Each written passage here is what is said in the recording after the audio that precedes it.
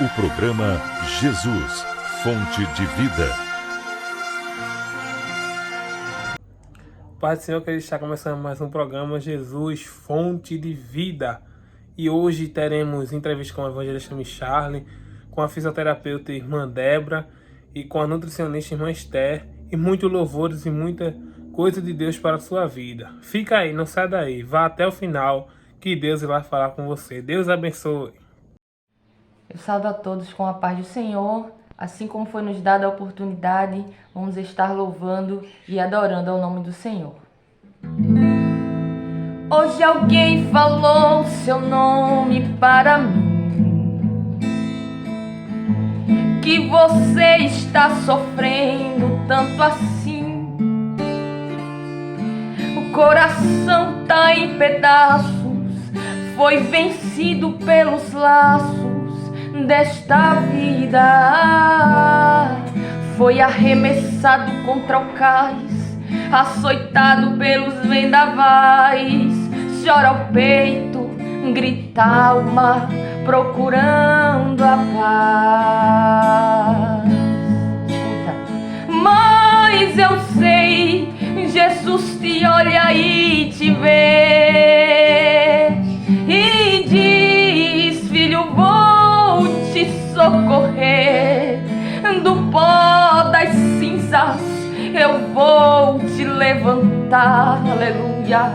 Sou o teu Deus, é só o meu nome clamar. Eu sei que os sonhos se perderam no caminho, estás sozinho e entregue à solidão, mas sou um Deus que tudo pode, tudo vê.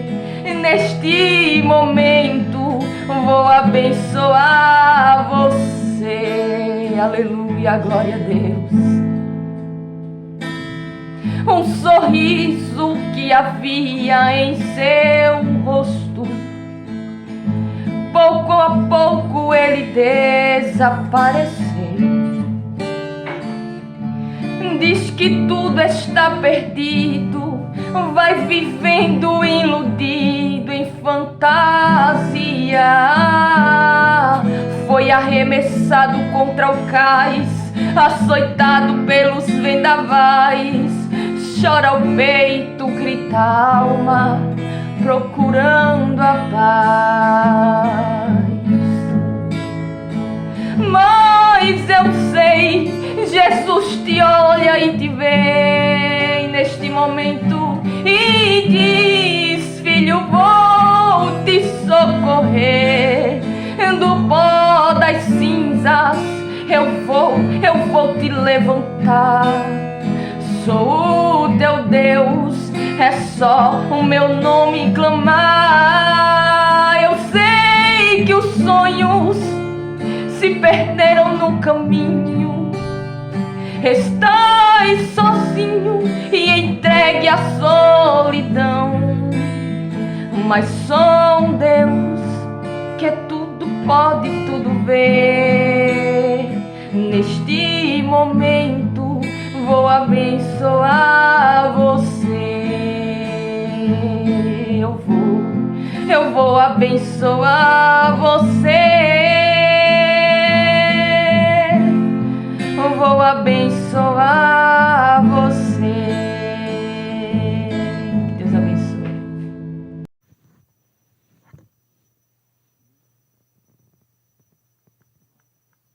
Olá, agora como é que foi para encontrar a irmã Áurea? Já que o presbítero Micharle já tinha o que nessa época? Qual era a tua idade quando começou o namoro com a irmã Áurea? Eu comecei a namorar com ela, eu tinha 18 anos. Bastante jovem, vamos dizer assim. Mas eu gosto sempre de lembrar isso, presbítero, porque o mundo de hoje não é o mundo de outrora, não é? Com 18 anos eu já trabalhava, desde os 14. Qual adolescente hoje trabalha com 14 anos de carteira assinada? Naquela época se permitia assinaram uma carteira de menor. Hoje tem outra legislação, não é? Mas de 14 para 15 anos eu acabei o primeiro grau, né? E a usina Petribu sempre laureava os melhores alunos. Eu fui um deles. Então nós tínhamos a oportunidade de ingressar na usina Petribu. Então na época eu pedi a meu pai: tem certeza que você quer isso, Michel? Eu disse: quero, pai. Qual é o adolescente jovem, né, que não quer ter seu trocadinho, né? Além disso, como eu disse no princípio da entrevista, as coisas eram muito difíceis. Então, eu queria de alguma forma ajudar com a família também, com mais alguma receita, não é? Então, com 15 anos eu já era funcionário da usina Petribu. Eu já pensava lá na frente, porque como Deus vinha falando comigo, e mesmo eu fugindo da palavra, eu sabia que em algum momento eu estaria trabalhando com o uso da palavra, e aí eu sei que eu não poderia errar. Então, eu orava a Deus. Quando eu orava, eu pedia uma jovem crente que pudesse me ajudar. Mas eu queria até abrir um parênteses, porque às vezes os adolescentes, os jovens acham que Deus vai estar descendo toda hora, presbítero, para dizer assim: aquela é a tua, aquele é o teu. Como se Deus tivesse anjo toda hora, um anjo cupido, não é? Eu sempre gosto de dizer isso. Como é que se escolhe um jovem de Deus? Como é que se escolhe uma jovem de Deus? No dia a dia. Por exemplo, o que é que uma jovem pode olhar num jovem? Esse jovem acorda cedo, está no colégio, obedece pai e mãe, honra as autoridades. Você gosta de vir para a escola dominical, ele vem. Você gosta de culto jovem, ele está lá. Você não perde o culto de doutrina, ele está lá. Então isso são indícios de que Deus está dizendo: ó, vai dar certo. Ele é a pessoa certa. Então, se os anseios dele estão encaixados nos seus anseios, é o sinal de que Deus está aprovando. Peraí, presbítero, você está dizendo que Deus não pode descer e dizer assim: essa é a tua? Lógico que ele faz. Mas é a exceção da regra, ele não vai fazer com todos. Por exemplo, um pastor, um presbítero, Deus sabe que ele não pode errar na escolha, ele pode interferir, ele pode entrar no sonho, ele pode mandar um profeta e dizer assim: aguarda um pouco mais, essa não é a tua, espera um pouco mais. Deus pode fazer isso, Deus faz isso. Como foi no meu caso, porque é a pergunta, não é, que o Senhor me fez. Eu conheci minha esposa numa viagem das adolescentes. Hoje não tem mais, mas os mais antigos vão se lembrar. Não muito antigo, que existiam os grupos de gestos, não é? Na Assembleia de Deus. No caso, as adolescentes femininas. E isso, as adolescentes femininas tinham um grupo de gestos, então elas cantavam fazendo coreografia, é a expressão hoje mais usual. Não é? Existiam vários grupos de gestos. E eu me lembro que foi numa viagem para a Escada, que o grupo de gestos daqui foi cantar em Escada. E como tinha que completar o ônibus, aí eu me lembro que Marcos Borges, filho do pastor Manuel Amaro, me chamou para ir. E nós fomos. E eu nunca tinha atentado na minha esposa, mas de repente a gente tá lá cultuando, aí chama as adolescentes para cantar. Quando eu olhei, meu irmão, tá lá a minha galegona, ó. Eu olhei assim, 14, eu tinha 18 anos. Eu disse assim: meu Deus, o queixo caiu. Eu disse assim: rapaz, essa vai ser a mulher da minha vida. O que foi que eu fiz? Eu me lembro que nessa época eu era office boy da usina Petribu, eu trabalhava em Recife, no escritório central. Olha, era praticamente impossível para uma adolescente de quase 15 anos aparecer num lugar que eu pedi a Deus e estar ali naquele momento. Mas quando eu cheguei em casa, eu orei a Deus. Eu fiz uma oração simples e eu disse assim: Senhor,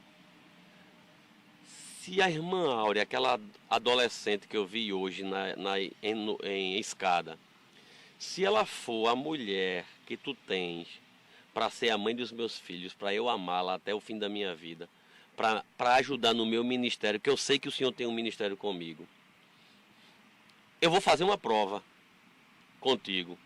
E aqui vai mais uma dica: a prova é aqui, ó.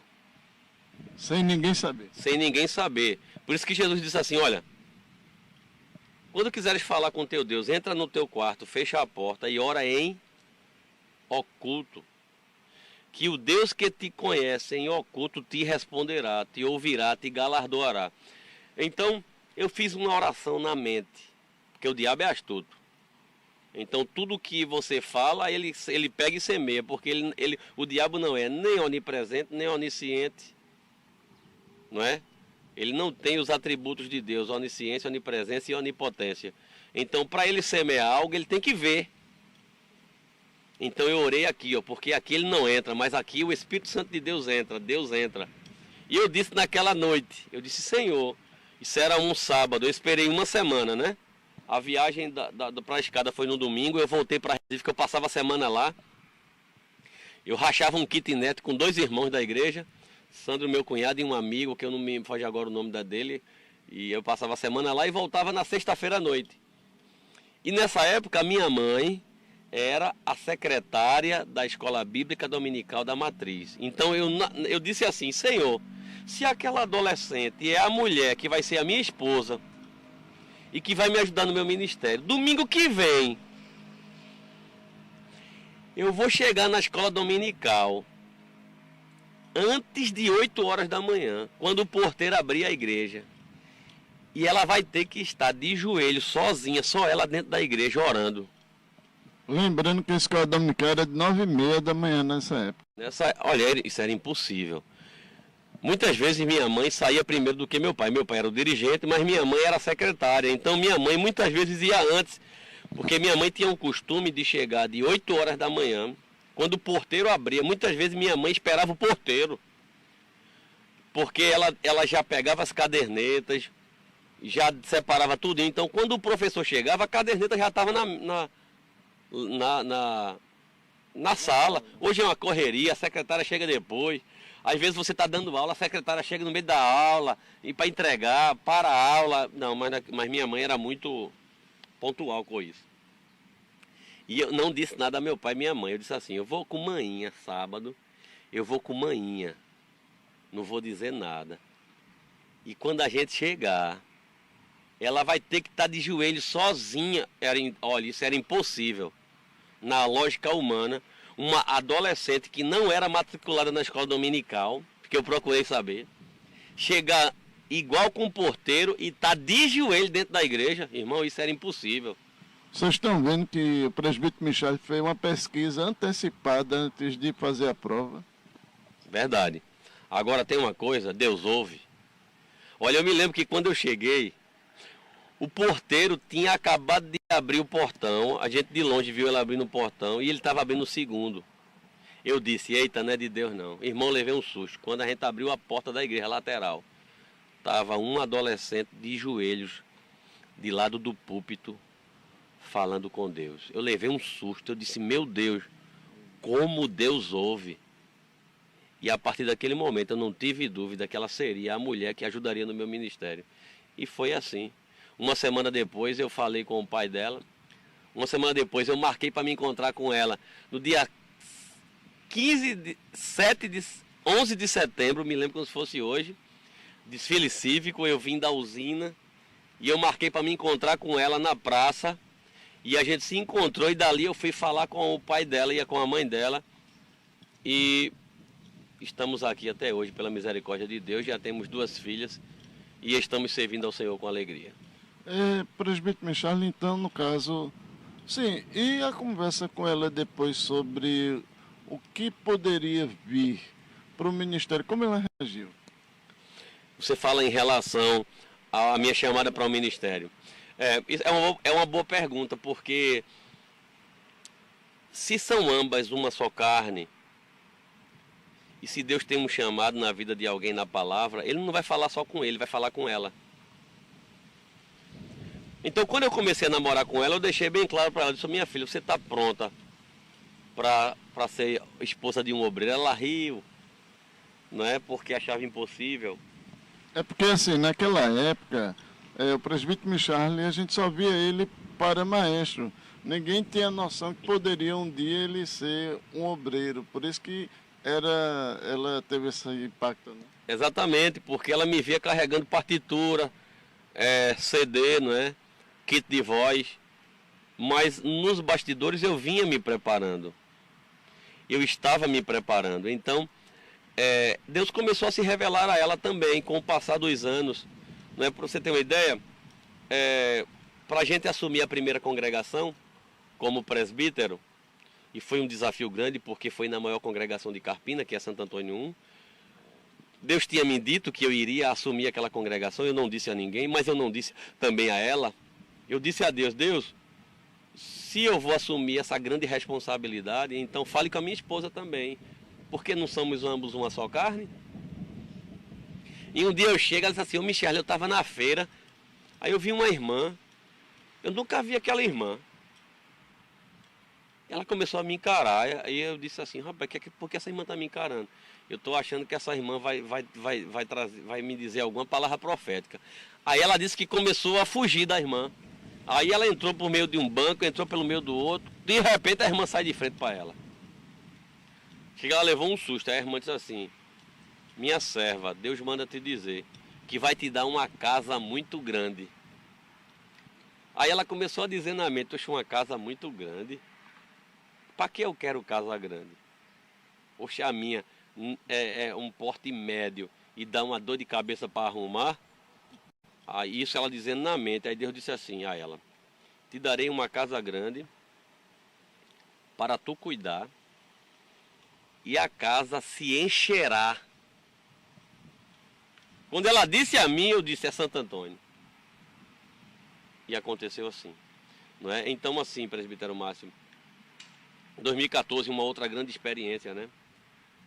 Eu já trabalhando com a palavra, mas meio que ainda temeroso.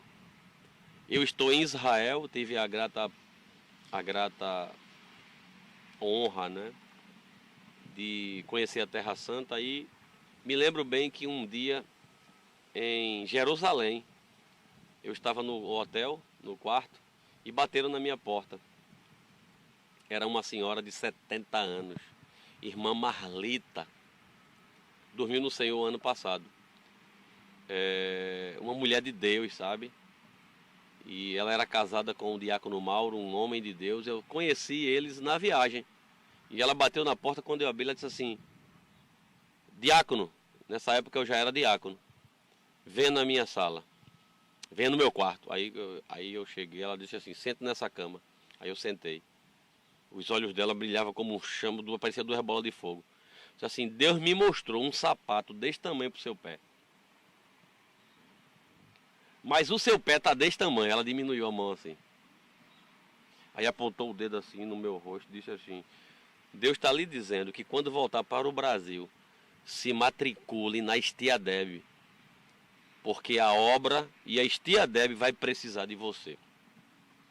Naquele mesmo ano eu voltei e me matriculei na primeira turma em Carpina, né? E tive a honra de não somente me formar na turma do centenário, porque nós nos formamos no ano do centenário, e minha turma, o nome da turma foi Centenário das Assembleias de Deus, e ao mesmo tempo pude me preparar para o Ministério da Palavra, para aquilo que Deus tinha no futuro. Então fui trabalhando, fui estudando a palavra, fiz meu curso de teologia, fiz pós-graduação em ciência da religião, até que Deus cumpriu, não é?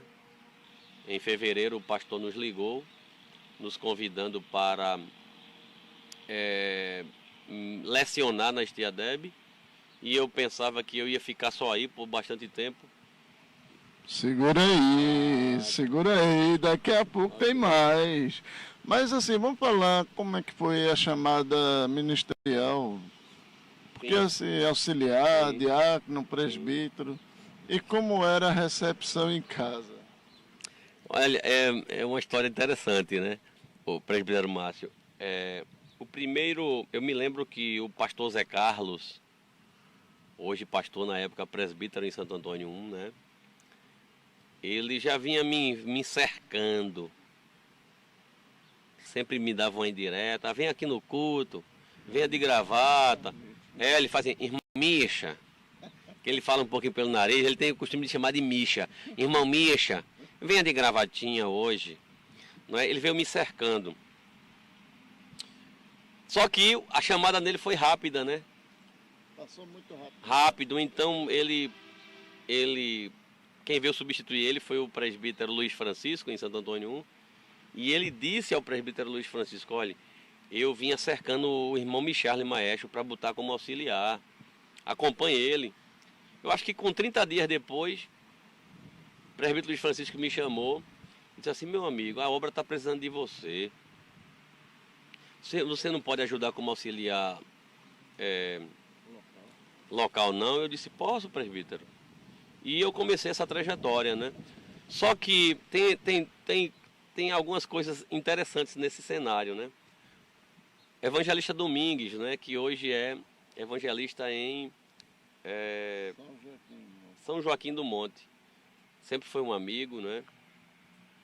Ele viu que porque o homem espiritual ele enxerga algumas coisas que o homem natural não enxerga, né? E ele via que eu tinha esse potencial. Eu sempre presente na escola bíblica. Eu era maestro, mas eu sempre gostava da escola bíblica dominical. Eu não perdia. E o pessoal me chamava para ser professor. Eu não queria, porque eu sabia que se eu fosse, entende?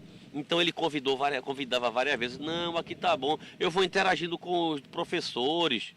E ele ficava me cercando e me chamava, e me chamava, e me chamava. E eu não queria. E Deus usava a irmã Joana, vocês conhecem, ela que canta no musical ali do Santo Antônio 1. Ela sempre chegava para mim e dizia, olha, Deus me mostra você ali de gravata. Eu botava para rir. Deus me mostra você ali de gravata. Deus me mostra você ali no púlpito. Misericórdia, Deus só me vê.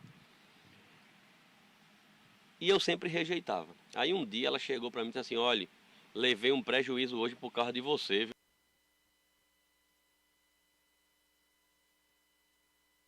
Estamos apresentando o programa Jesus, Fonte de Vida.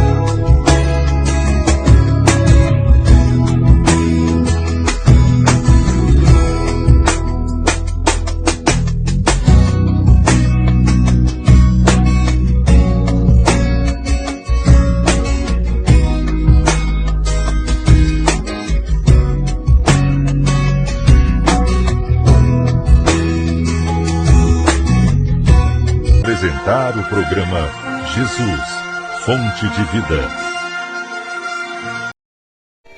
Percebo que andas desacreditado.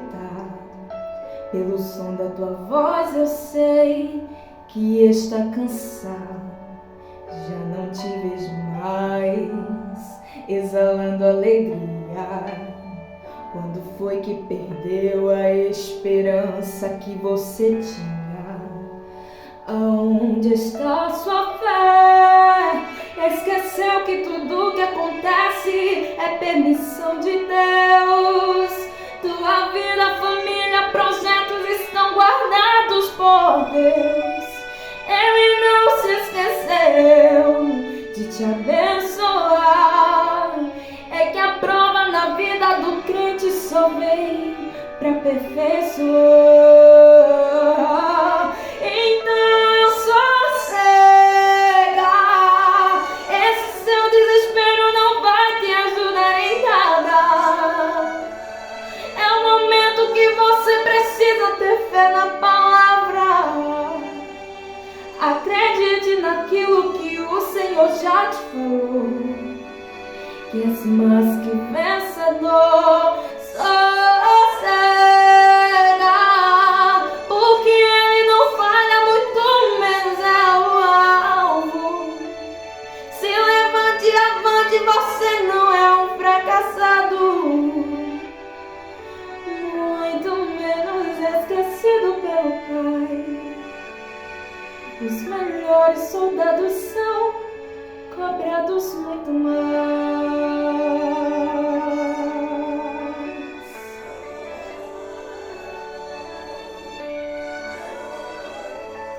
Aonde está sua fé? Esqueceu que tudo que acontece é permissão de Deus. Tua vida, família, projetos estão guardados por Deus. Ele não se esqueceu de te abençoar. É que a prova na vida do crente só vem pra aperfeiçoar. Então sossega, esse seu desespero não vai te ajudar em nada. É o momento que você precisa ter fé na palavra. Acredite naquilo que o Senhor já te falou. Que és mais que vencedor. Sossega, porque Ele não falha, muito menos é o alvo. Se levante e avante, você não é um fracassado, muito menos esquecido pelo Pai. Os melhores soldados são cobrados muito mais.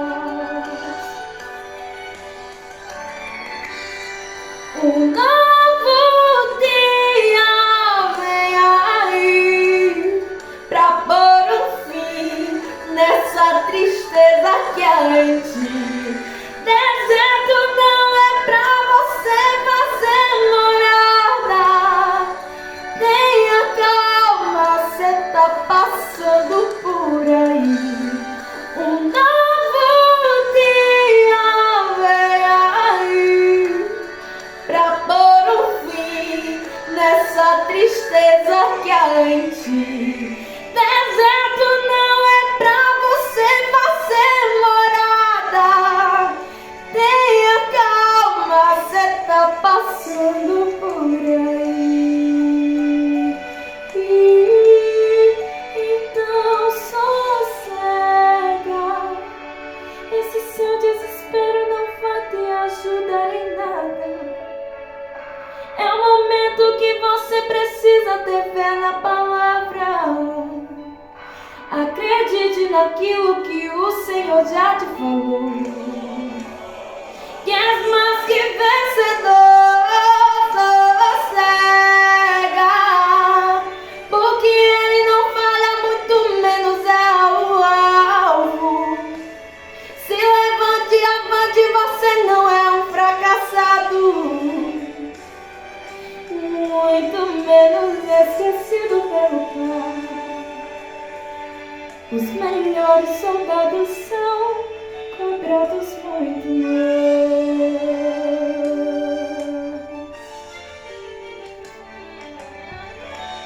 Deus me mandou lhe dar uma palavra e eu não dei. Quando eu cheguei no meio do caminho, o pneu da bicicleta estourou. Aí eu cheguei numa oficina de um homem aqui que eu nem conhecia. Eu disse assim, conserta o meu pneu. Ele disse assim, vou consertar, mas antes, eu tenho uma palavra de Deus para a senhora. Por que tu não desse a palavra que eu mandei tu dar ao meu servo? Volta e diz a palavra a ele.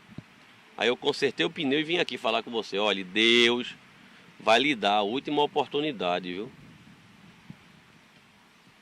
Não rejeite o convite para ser professor da escola dominical. Isso era uma sexta-feira. E eu relutante.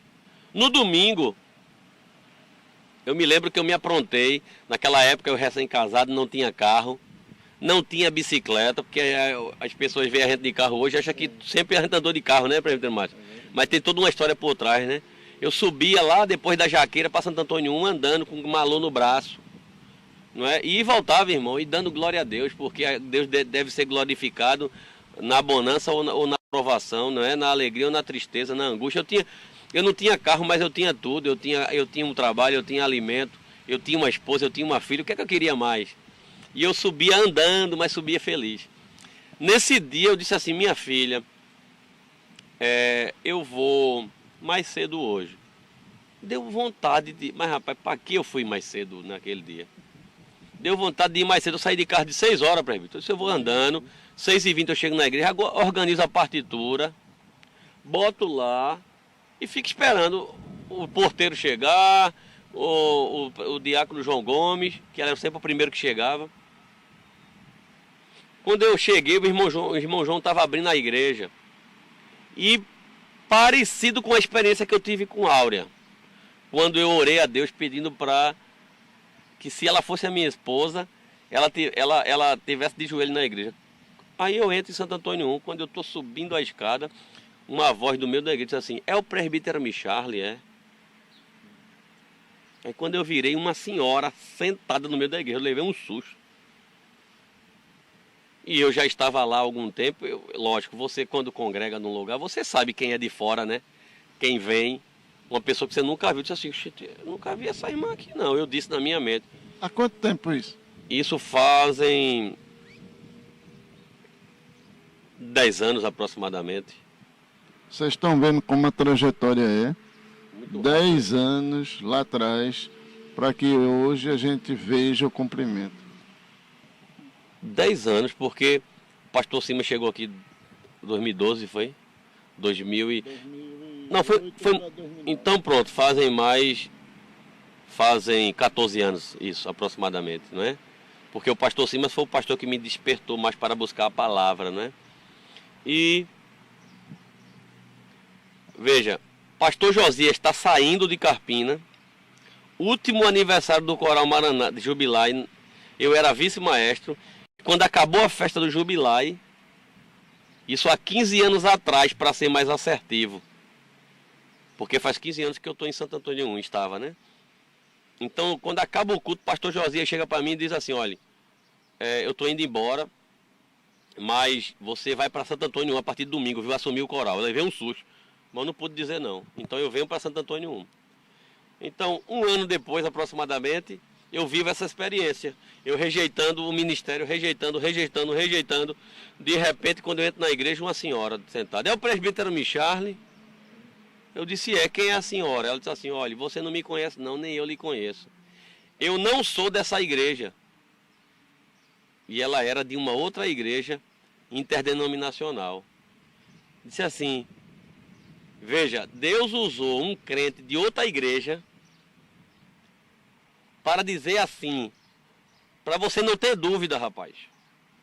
Aquela mulher disse assim, eu não sou dessa igreja, mas hoje, quando eu cheguei na minha igreja e dobrei o joelho, o Espírito Santo disse assim, levante-se, vá na Assembleia de Deus da rua da rodoviária de Carpina, entre, sente e espere um jovem chamado Micharle. Ela repetiu isso para mim, eu me desarmei. Ela sem nem te conhecer. Eu nunca a vi, ela era de outra denominação. e disse assim: Deus mandou vir aqui para lhe dizer, e repetiu as palavras da irmã Joana, que ele te quer ali sentado no púlpito, e que tu vai receber a última oportunidade, e tu não rejeita a oportunidade. Aí saiu falando em mistério e foi embora. Aquilo me desarmou. Detalhe, do pastor Domingues, né, evangelista Domingues, sempre me chamava para ser professor. Uma semana depois eu entro, eu já vim de gravata para a escola dominical. Quando eu entrei, já veio o pastor Domingos na minha direção. Quando ele vai chegando assim perto de mim, aí eu disse assim: eu aceito. Aí ele veio assim: oxente, eu nem chamei. Eu disse: mas eu sei que o senhor veio me fazer o convite e eu não posso dizer não. Então, aceitei o convite, comecei a dirigir a sala dos senhores, e dali para frente, presbítero Márcio, foi muito rápido, porque Deus começou a cumprir a promessa. Pastor Paulo Barbosa depois veio ser presbítero nosso. E era engraçado, né, que ele dizia que eu tinha aquela barbichinha debaixo do queixo, né? Eu tinha uma barbinha pequenininha aqui debaixo do queixo. E ele dizia assim: rapaz, tira essa barbichinha que você vai ser um diácono. Ele brincava muito comigo, né? Aí um dia ele falou com o pastor Simas: olha, vamos botar a Michele para auxiliar oficial? Aí o pastor Simas fez: vamos, agora diga ele que tira aquela barbichinha, porque aquela barbichinha para músico até dá, né? Brinca assim. Mas pá, aí pronto, nesse dia eu já arranquei a barbichinha. E aí fui para auxiliar oficial, né, com o presbítero Paulo Barbosa, hoje o pastor. Fui ao diaconato com o presbítero Evandro Carlos, hoje tem ação pastoral em Terezinha. E fiz essa carreira, Márcio. Minha esposa sempre me acompanhando, as minhas filhas sempre envolvidas na obra. É uma dica que eu deixo para os jovens obreiros, né? Envolva seus filhos na obra. Quando eu ia fazer uma faxina na igreja, elas eram as primeiras que pegavam a vassoura com a minha esposa. Então, assim, só se cria o amor pela obra se você envolver o seu projeto na obra. E a sua família é o seu projeto, você não está sozinho. Então, um obreiro que anda só é um obreiro amputado. Um obreiro que a família não coopera é um obreiro que tem a tendência de ficar reprovado, porque a família é o reflexo do lar, a família é o reflexo da igreja e a família é o reflexo do obreiro. Agora, no caso, isso aí não veio com o ministério, isso veio uma semente que já veio há um bom tempo, né? Sim, é uma coisa que é plantada lá atrás, não é? Porque assim, quando Deus tem um propósito, meu irmão, ele vai dar o seu jeito. O salmista Davi disse assim: tu me cercastes por trás e por diante, e pusesse sobre mim a minha mão. No Salmo 139, se não me falha a memória, né? Ele falando da presciência e da ciência de Deus, ele vai dizer assim: para onde fugirei do teu espírito? Para onde eu ir fugirei da tua face? Se eu subir ao céu, tu ali estás. Se eu fizer a minha cama no céu, na sepultura, tu ali estás. Se eu descer nas profundezas do mar, tu ali habitarás. Não é? Então ele começa a dizer que o homem não tem como se esconder de Deus. Então, quando Deus tem um propósito... Olha, Márcio, Deus não podia ter desistido de Jonas? Podia. Deus não podia deixar Elias na caverna e dizer: tá bom, entregar essas armas. Por que Deus foi atrás de Elias? Lembrando que ele disse a Elias: olha, eu tenho muita gente guardadinha lá, comendo pão e água. Tenho 7.000 para botar no seu lugar. Agora tem algo para você fazer que ainda só você pode fazer. Você vai voltar, você vai ungir Azael, rei da Síria. Você vai ungir, tem um outro rei de Israel que ele unge, que ele manda ungir rei no lugar. E depois tu ungirás Eliseu no teu lugar. Então veja, Deus tinha 7.000 para ocupar o lugar de Elias, mas tinha algo que só Elias podia fazer ainda. Então, se Deus tem um propósito na vida de alguém, para cumprir os seus decretos, porque tem um versículo que as pessoas confundem muito, achando que esse versículo é uma salvação fatalista, não é? Não fostes vós que me escolhestes, pelo contrário, eu vos escolhi a vós. Essa escolha aí não é uma escolha para a salvação, não é uma escolha para o serviço. Esse texto está falando de um chamado. É só você continuar lendo o versículo. Não fostes vós que me escolheste, pelo contrário, eu vos escolhi a vós. E aí ele continuou dizendo: e vos nomeei, olha, chamado. Para quê? Para que varde. E para que mais? Para que o vosso dê fruto. E o que mais? Para que o vosso fruto permaneça. Então, esse chamado não é um chamado para a salvação. É um chamado para o serviço. Então, se Deus tem algo na vida de alguém, Márcio, é como o pastor Sem Mais diz: Deus tem um chamado na vida de Micharle e eu estou com o pé em cima. Que Deus fraco é esse? Deus vai olhar de cima e vai dizer assim: ah, não posso cumprir na vida de Micharle não, porque Simas está com o pé em cima dele. O pastor Simas usa muito essa analogia. Não, irmão, tudo que acontece na vida de um obreiro, inclusive as provações e os testes, é propósito de Deus. Porque a pior coisa que existe é um obreiro de carbureto. Me imagino usar essa expressão. Quando você queima a etapa com o obreiro, ele vai ficar um obreiro xoxo.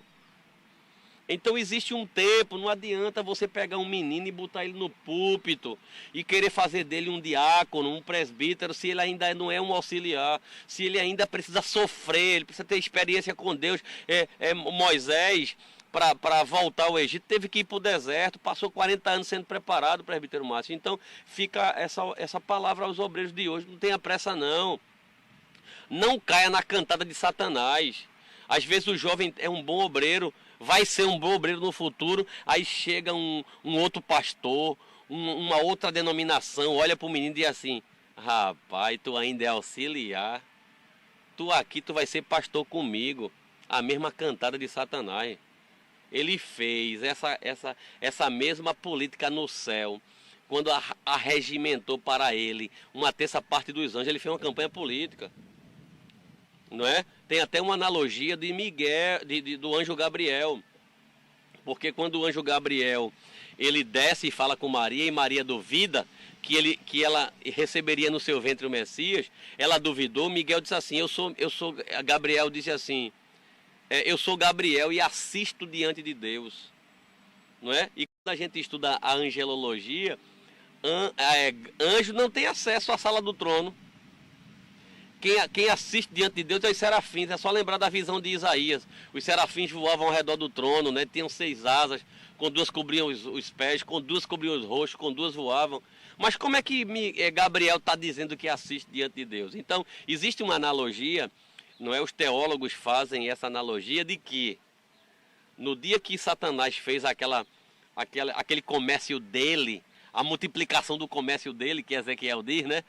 Fazendo a campanha no céu para trazer os anjos para o seu lado, ele chegou em Gabriel e disse assim: Gabriel, rapaz, tu tanto tempo tá aqui, tu ainda é auxiliar de trabalho, rapaz. Tu só faz entregar mensagem, vai lá embaixo e volta. Rapaz, eu vou colocar meu trono acima do trono de Deus. Se tu ficar comigo, tu serás igual a mim. Aí Gabriel disse assim: nunca trairei meu mestre. E Gabriel continua sendo Gabriel até hoje, Márcio. Outra dica para os jovens obreiros: o serviço santo não é carreira, não é plano de carreira, é plano de cargos e salário que a gente usa, né? Não é um plano de carreira que você vai ser auxiliar e vai ter que ser pastor, não. Você vai ter que ter a convicção do seu chamado. Se Deus lhe chamar para diácono, você vai morrer diácono. Fazer bem esse serviço. Tem que servir bem. A Bíblia diz assim: os que servirem bem adquirirão para si dupla honra. E eu tenho certeza que tem auxiliar numa congregação que o pastor confia muito nele. Verdade. E agora está chegando o final. E agora a gente vai deixar o presbítero Micharle para explicar, porque agora para Gideão fazer essa entrevista aí, essa filmagem, eu falei, eu vou ter que andar agora quilômetros agora, né, para Recife. Então, presbítero Micharle, fala aí como é que foi isso e quando é que começa, e explica aí, coordenador de área em Recife. Presbítero Márcio, é um desafio que eu estou vivendo na minha vida, não é fácil. Apesar de eu ter a convicção, apesar de eu saber que Deus me chamou para isso, é um novo caminho, não é? E Deus está aqui, nós estamos falando das coisas de Deus. Eu nunca fiz um serviço pensando em algo lá na frente. Eu sempre gostei de viver intensamente o momento. A Bíblia diz assim: tudo o que vier para fazer nas tuas mãos, faze-o conforme as tuas forças. Então eu não tinha pretensão, não é? Eu tinha o desejo de servir melhor. Eu tinha o desejo de servir no episcopado, como o apóstolo Paulo diz, né, que quem almeja e quem deseja o episcopado, excelente coisa almeja.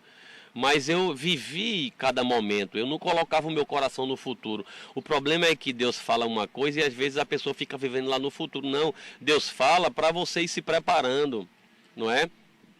Então, presbítero Márcio, eu passo por Santo Antônio, não é?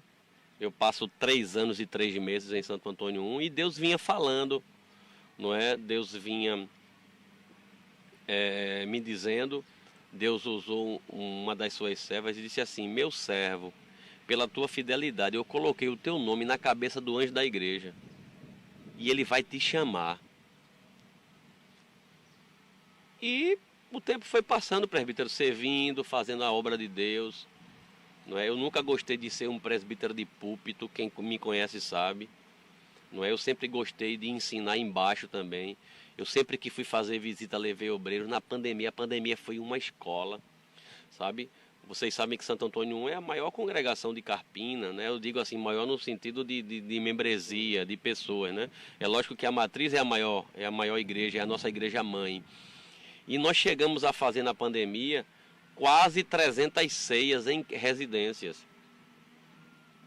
Então, a pandemia foi uma escola. Eu pegava os obreiros, então pegava um diácono, botava como auxiliar local, pegava um auxiliar local, botava como auxiliar oficial e mandava fazer ceia, e mandava visitar os enfermos. Então, a pandemia foi uma escola para mim. Só que sempre Deus usava alguém e dizia assim: o meu servo vai te chamar, o meu anjo vai te chamar.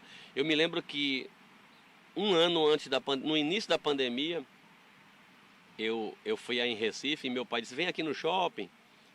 E ali, ao encontrar meu pai, de repente chegou uma irmã que era dirigente do círculo de oração da 7 de setembro, uma mulher de Deus. E meu pai disse assim: pai do Senhor, minha irmã, olha, isso aqui é meu filho, viu? Ele é presbítero em Carpina. Aí quando disse isso, ela botou a mão no meu ombro assim e disse assim: meu servo, te prepara, porque o meu anjo vai te chamar com muita pressa para ajudá-lo na minha obra. Eu baixei a cabeça assim, ela botou outra mão no meu ombro e disse: olhe nos meus olhos. Me lembro dessa cena. Deus não mente. O meu servo vai te chamar e tu irás ajudar ele na minha obra. Eu me lembro que nesse dia meu pai disse assim: Michel, não é que eu tinha dúvida, eu tinha medo do que você me falava. Mas essa irmã é uma grande mulher de Deus aqui em Recife. Se eu tinha um pouquinho de dúvida, eu agora terei a dúvida, não é? Então, o pastor Simas sempre conversando comigo de obra, não é? E o pastor viu, não é, que eu poderia ser útil, e o pastor Simas sempre me ajudou. É o meu pai, eu sempre guardo ele no meu coração. Ele é o meu mentor, não é? Ele me ensinou, todo mundo sabe que Estamos apresentando o programa Jesus, Fonte de Vida.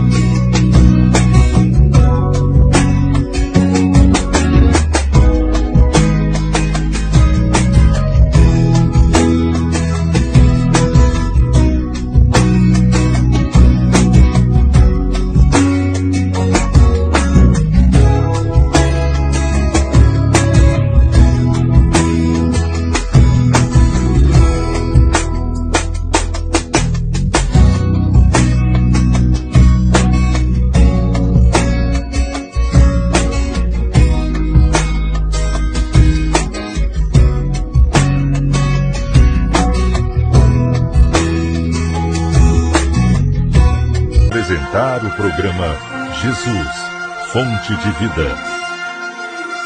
O seu nome para mim, que você está sofrendo tanto assim. Coração tá em pedaços, foi vencido pelos laços dessa vida.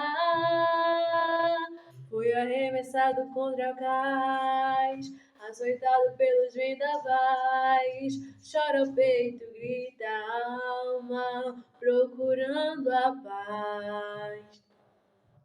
Mas eu sei, Jesus te olha e te vê, e diz: filho, vou te socorrer. Do pó das cinzas eu vou te levantar. Sou o teu Deus, é só meu nome clamar. Sei que os sonhos se perderam no caminho. Estás sozinho e entregue à solidão. Mas sou Deus que tudo pode, tudo vê. Nesse momento vou abençoar você. O sorriso que havia em seu rosto, pouco a pouco ele desapareceu. Diz que tudo está perdido, vai vivendo iludido em fantasias. Foi arremessado contra o cais, açoitado pelos vendavais. Chora o peito, grita a alma, procurando a paz. Mas eu sei, Jesus te olha e te vê, e diz: filho, vou te socorrer. Do pó das cinzas eu vou te levantar.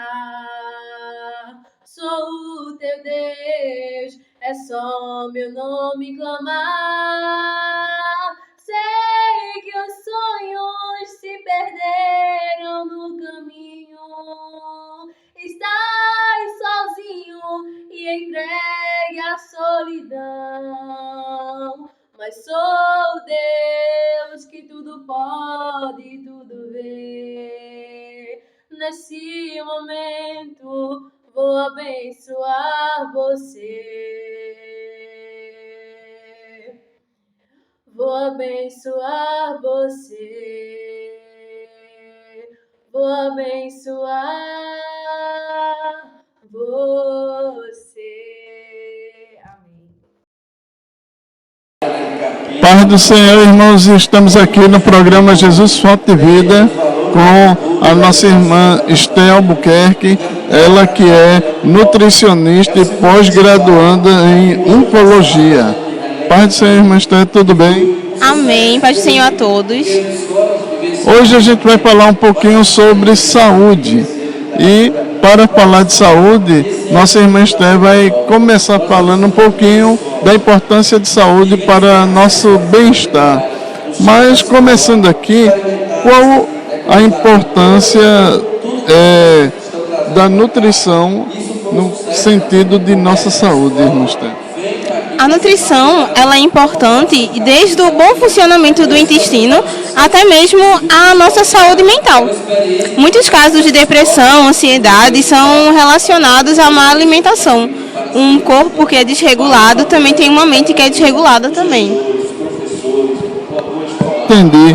Então, assim, nesse caso, como se alimentar? Qual o principal alimento hoje para a nossa boa alimentação e uma boa qualidade de vida? Não existe exatamente um alimento que é essencial, mas o certo é ter um equilíbrio. Desde a água que a gente toma até todos os alimentos, sendo feijão, sendo uma fruta, sendo uma verdura, todos os alimentos naturais têm uma importância muito grande para o nosso bem-estar, porque um complementa o outro, não existe um alimento que ele é superior, mas existe uma combinação de alimentos que traz, além de uma saciedade, também traz uma nutrição para o nosso corpo e um bom funcionamento para o nosso intestino. Por exemplo, agora está chegando o verão e muito tem se falado da água. Qual a importância da água do nosso corpo, já que o nosso corpo é mais composto de água em todo o seu complemento? A importância da água vem desde a saciedade até mesmo a renovação celular. A água ela é importante para o bom funcionamento da mente, até mesmo para a oxigenação. A água ela vem com a importância desde a excreção de minerais e excreção pela urina, como também pelas fezes. Ela nos ajuda até mesmo a respirar melhor, porque de uma forma muito simples falando, um corpo seco não é um corpo funcional. O nosso corpo, ele é basicamente feito de água. Se a gente tira o essencial dele, como ele vai funcionar?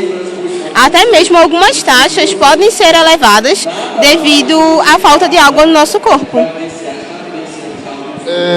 Na questão da água, muito se fala hoje sobre a importância da água até na saúde do bem-estar nosso. Por exemplo, hoje, quando a gente bebe pouca água, quais vão ser os malefícios no nosso corpo? Quando a gente bebe pouca água, a nossa urina ela fica mais densa, então tem uma excreção maior de minerais, mas também pode haver uma retenção, que é onde se cria as pedras nos rins, que são os cálcios, assim como também a má funcionalidade até mesmo da visão. A visão também ela pode ser influenciada devido à falta de água. A pressão, a glicemia, algumas desnutrições também vêm por causa da falta da água, porque o intestino ele fica com uma má função e ele não consegue absorver muito bem os outros minerais, porque a água ela faria esse processo de transporte, nos ajudaria. Muito bem, agora a gente vai falar um pouquinho sobre essa área de nutrição.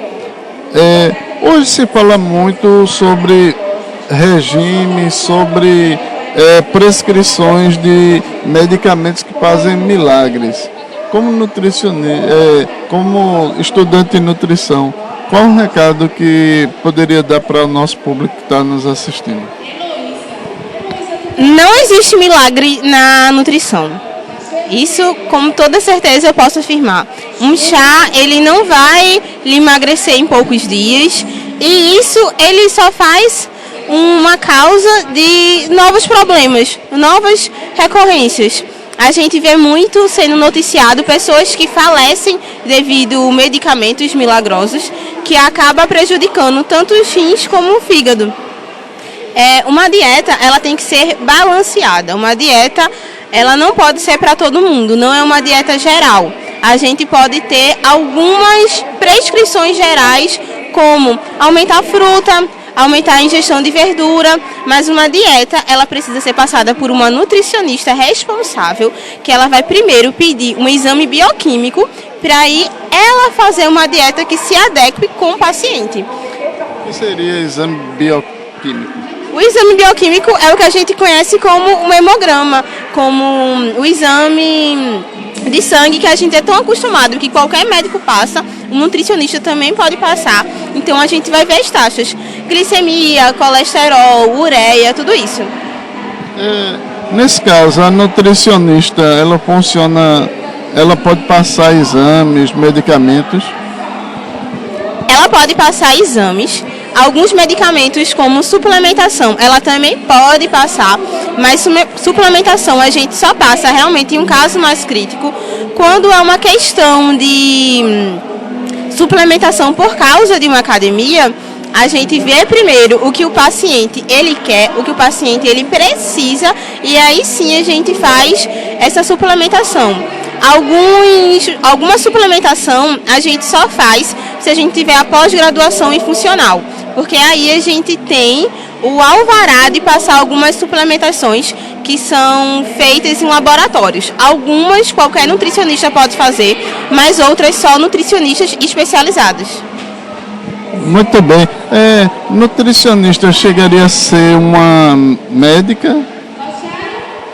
Não seria uma médica, mas seria um profissional de saúde, assim como o psicólogo, o fonoaudiólogo, o fisioterapeuta. É uma área da medicina, não é a medicina propriamente dita, mas é uma área da medicina que é tão importante como ela.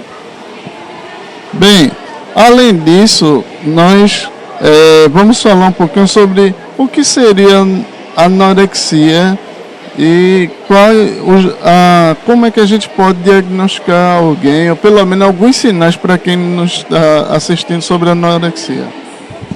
Anorexia é um distúrbio nutricional, também pode ser considerado por alguns clínicos como um distúrbio mental, particularmente não gosto dessa expressão, mas a gente pode caracterizar como uma pessoa que ela não aceita o seu peso. Não aceitar o seu peso não é um problema, a gente pode mudar quando a gente quiser, mas isso não pode infringir a nossa saúde.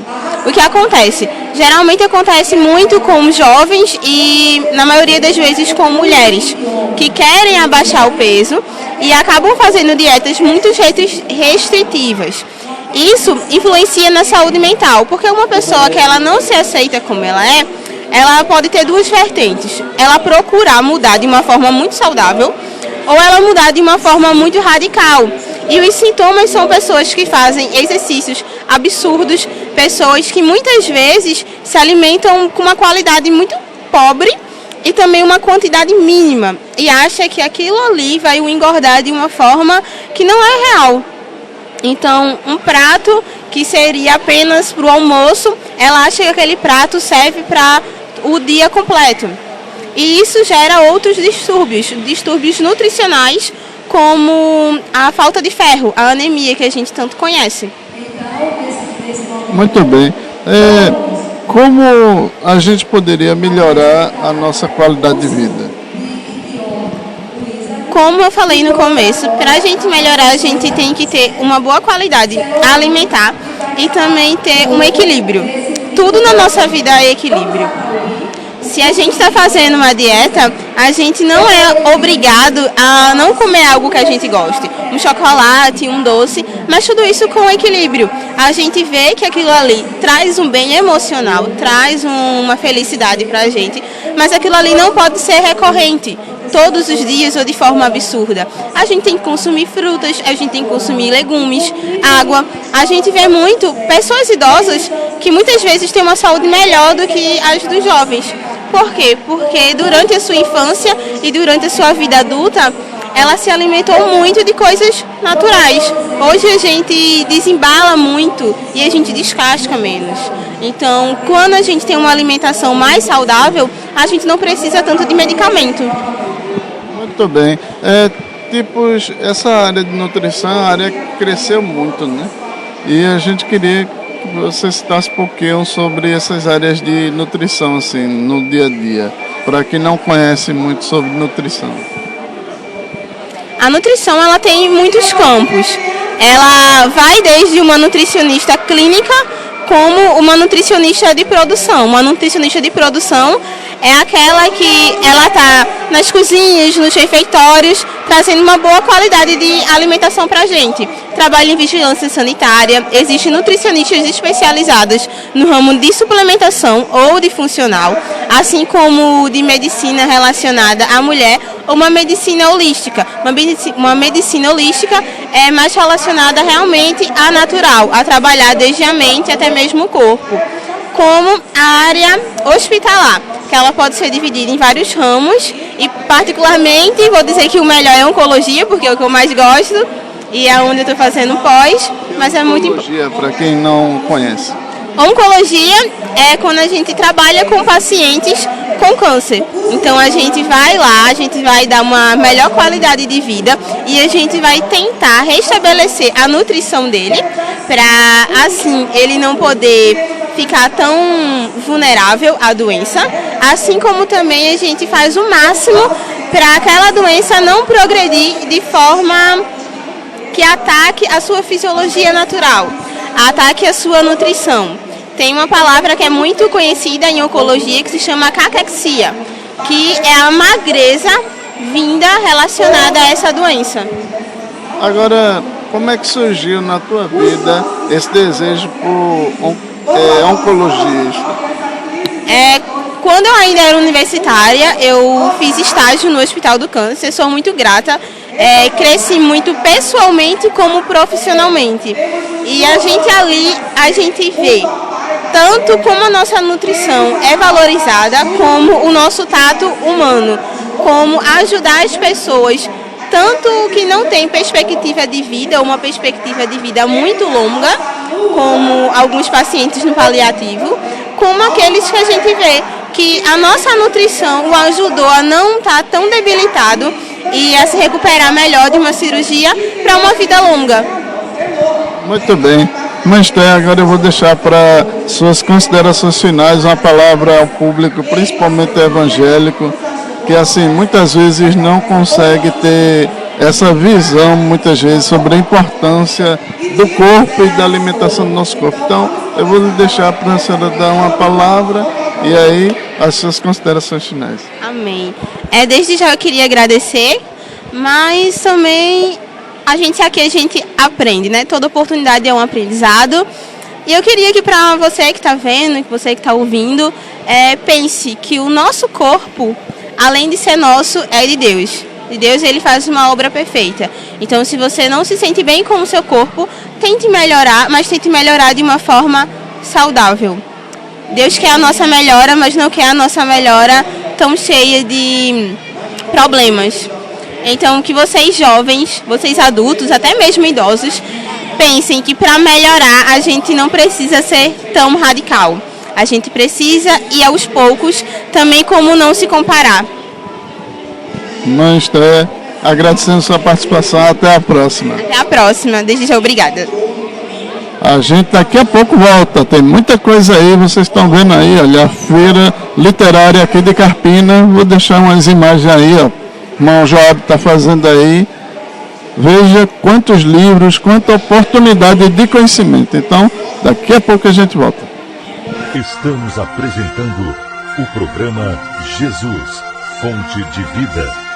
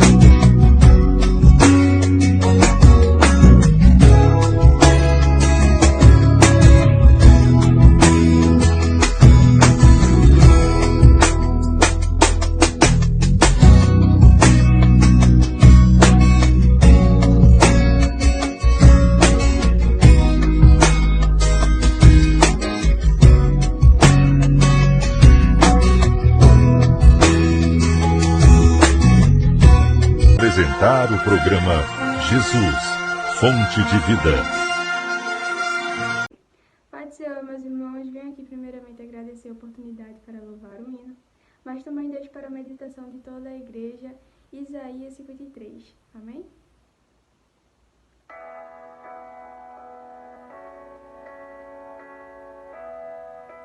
Aleluia. Deixou esplendor de sua glória, sabendo o destino aqui,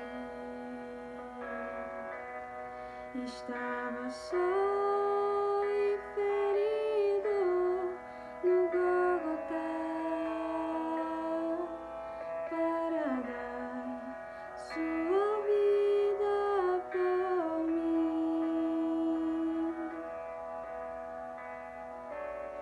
Se isso não for amor,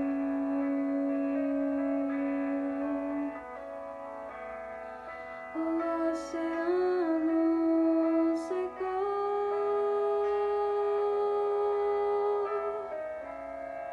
não há estrelas no céu,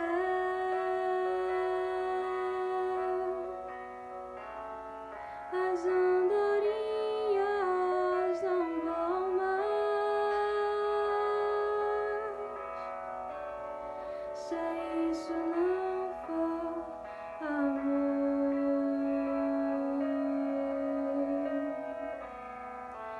O céu não é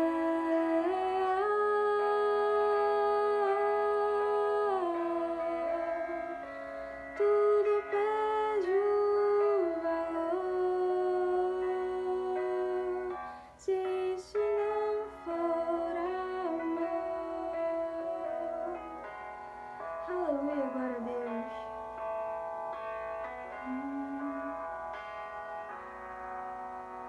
Mesmo na morte lembrou-se do ladrão que ao seu lado estava, com amor e ternura falou-lhe ao paraíso comigo irás,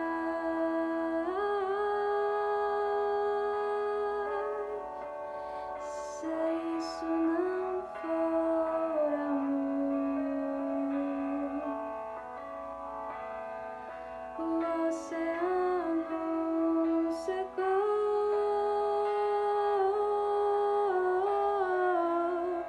não há estrelas no céu,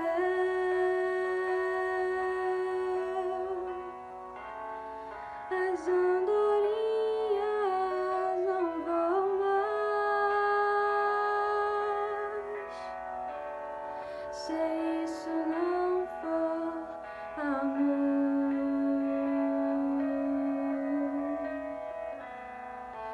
O céu não é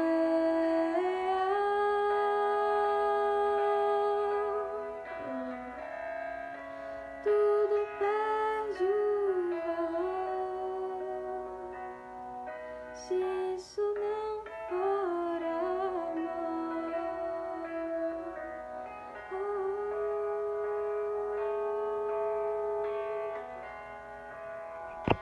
Paz do Senhor, quero agradecer primeiramente a Deus pela oportunidade, segundo o irmão Márcio, pelo convite, e assim como nos é autorizado, vamos louvar o Senhor.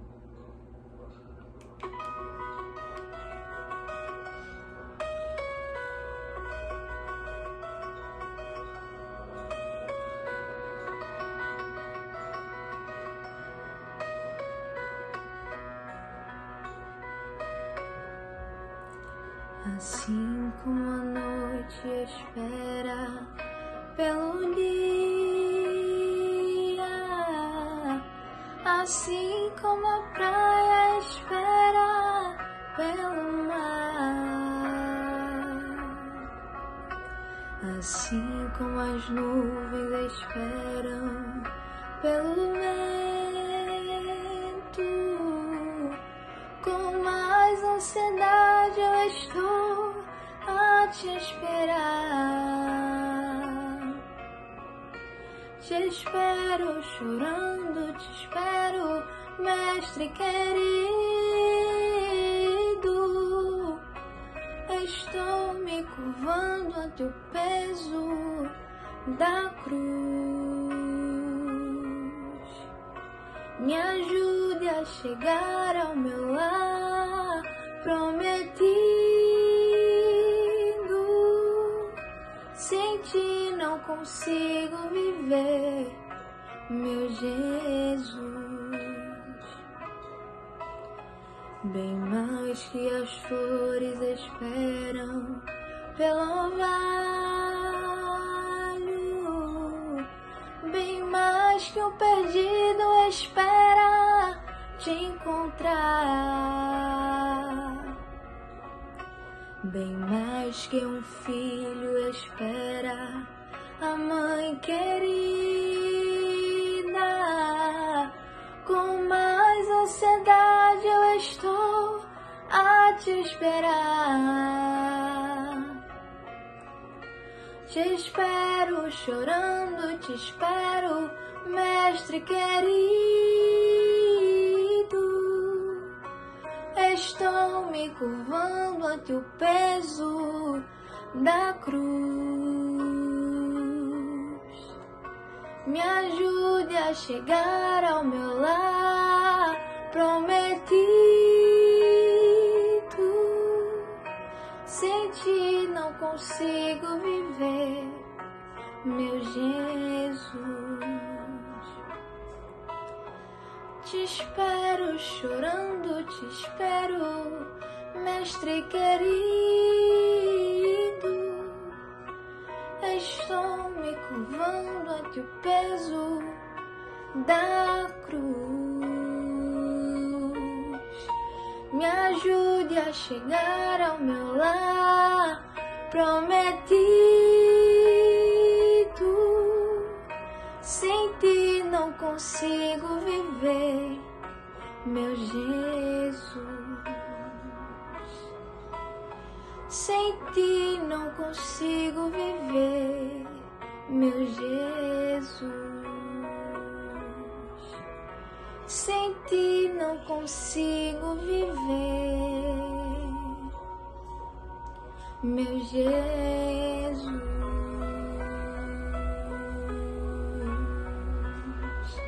Agradeço a oportunidade em nome de Jesus. Estamos apresentando o programa Jesus, Fonte de Vida.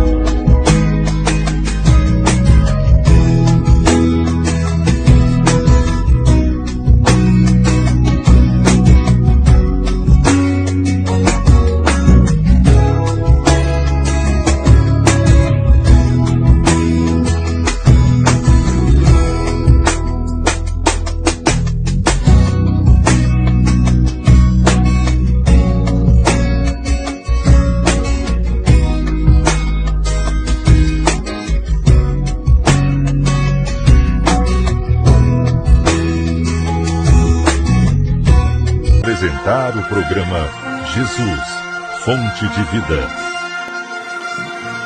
Meus irmãos, estamos no seu programa Jesus, Fonte de Vida, e hoje a gente vai falar sobre saúde. E para falar sobre saúde, convidamos a irmã Débora Gonçalves, ela que é fisioterapeuta, e ela vai falar um pouquinho sobre a fisioterapia e também qual a importância. Nós vamos começar vendo muitas coisas e aprendendo um pouquinho sobre fisioterapia. Pai do Senhor, irmã Débora, o que podemos, nesse momento inicial, falar um pouquinho para aquelas pessoas que ainda não conhecem essa área importante da ciência, que é a fisioterapia? Amém. Para mim é uma alegria imensa participar mais uma vez do programa Jesus Fonte da Vida. O que é fisioterapia? Bom, a fisioterapia é a ciência da saúde que estuda, previne e trata doenças neurofuncionais, sistemáticas e funções motoras.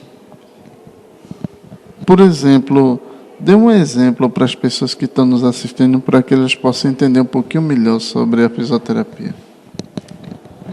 Bom, no campo da fisioterapia existe uma diversidade muito grande em suas funções.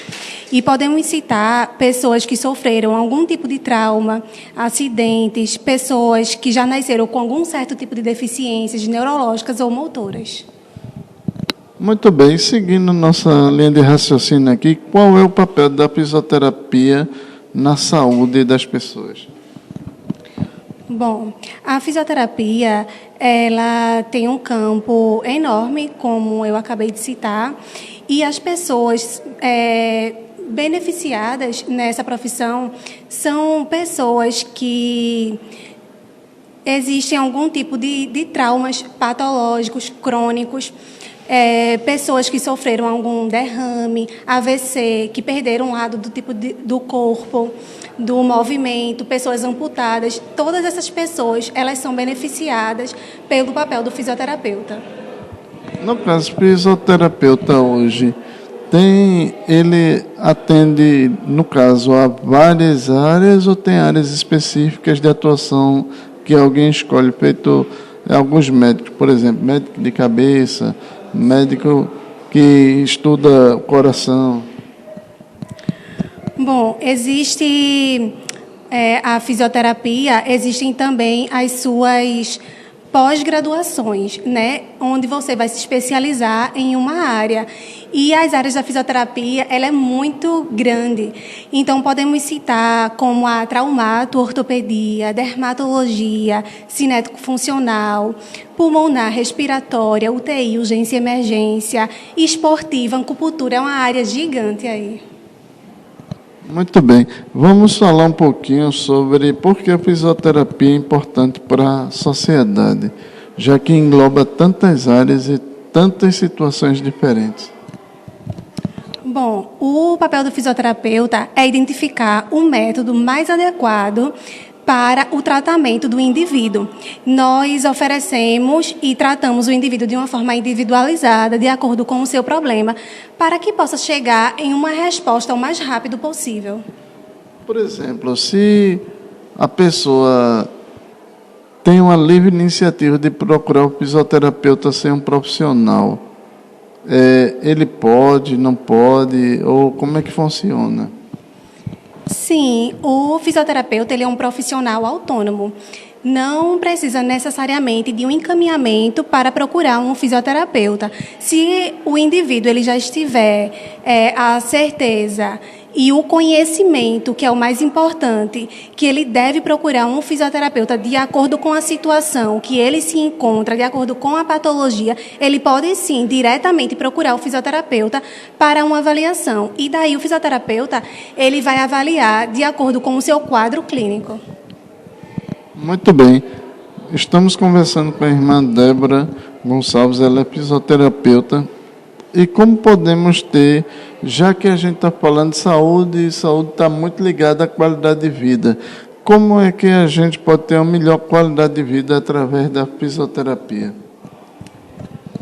Bom, Um dos pacientes beneficiados são pessoas idosas. Pessoas idosas, elas têm uma tendência natural de acometer muito problemas na coluna, má postura. Também esse campo aí dos idosos, eles perdem continuamente a visão. Então, aí pode afetar quedas em idosos, acidentes domésticos. Também podemos citar atletas. O atleta, ele usa muito o corpo para o seu trabalho. E daí ele pode vir a problemas posturais, a problemas cinéticos funcionais e musculares. Entendi. Então, por exemplo, a pessoa, os idosos têm muito problema com osteoporose. Nesse caso, vocês têm como ter um tratamento, ele precisa, além de vocês, ir buscar acompanhamento com outro profissional? Bom, como eu costumo falar, nós trabalhamos de uma forma multidisciplinar, que são com outros profissionais. E daí a fisioterapia, ela vai entrar no campo fisioterapêutico de acordo com aquele paciente que tem osteoporose. Mas daí podemos também trabalhar em conjunto com o médico, com o nutricionista, e vai depender muito da necessidade do paciente. Então, muitas vezes, em alguns casos, não só fisioterapeuta, mas entra nutricionista e outros profissionais, dependendo da gravidade do caso, não é isso? Exatamente. Nós vamos ver o quadro clínico do paciente, se é um quadro álgico, que é um quadro recente, ou um quadro agudo, né, e crônico. E daí nós vamos traçar um plano, no caso da fisioterapia, o plano fisioterapêutico, para uma melhor resposta, a resposta mais rápida possível através da fisioterapia.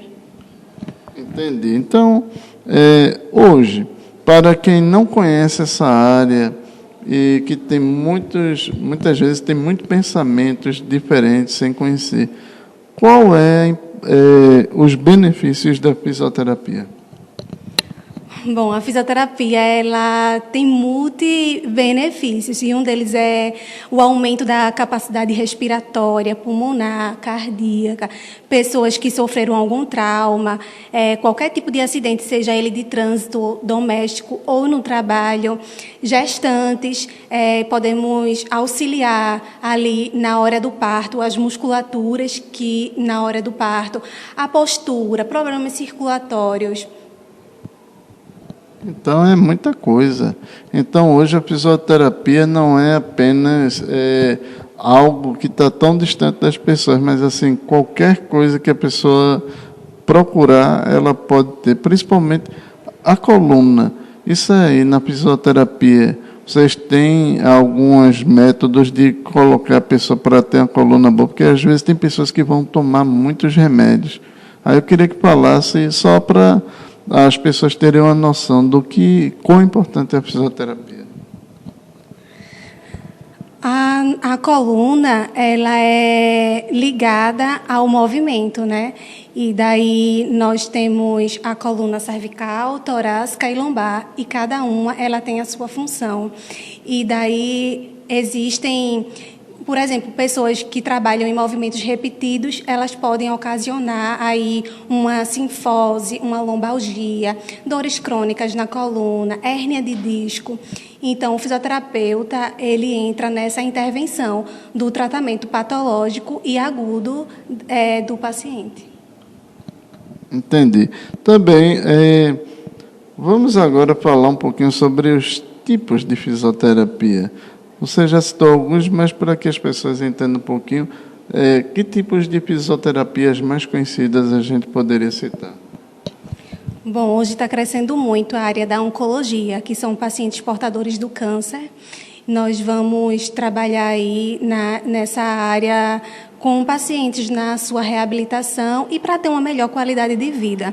A traumatortopedia são pessoas que sofreram algum trauma, um acidente, pessoas que perderam algum membro do corpo, pessoas com perdas de movimento para que possa retornar o seu movimento, né, natural do corpo. A fisioterapia na UTI são pacientes que estão em reabilitação pulmonar ou cardíaca, aquática, a dermatofuncional, a esportiva, que são com atletas, entre outras.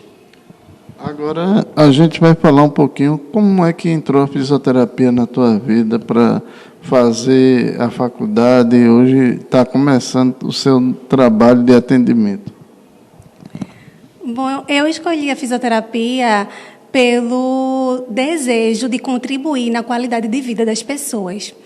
E, assim, eu me apaixono cada vez mais pelos pequenos detalhes, pela superação, pelo olhar de esperança nas pessoas. Então, assim, é um elo muito grande, sabe, entre o paciente e o fisioterapeuta. Então, eu estou cada vez mais convicta que fiz a escolha certa. E hoje, para quem quiser ter te encontrar para ter um momento aí de consulta, de trabalho, como é que faz para encontrar Débora Gonçalves e receber atendimento para fisioterapia?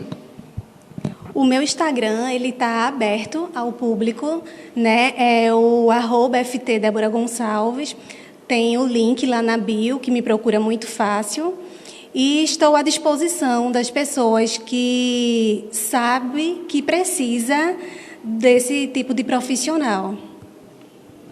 Muito bem. Então, Débora, foi um prazer ter a sua presença aqui no programa Jesus Fonte de Vida e deixamos para as considerações finais.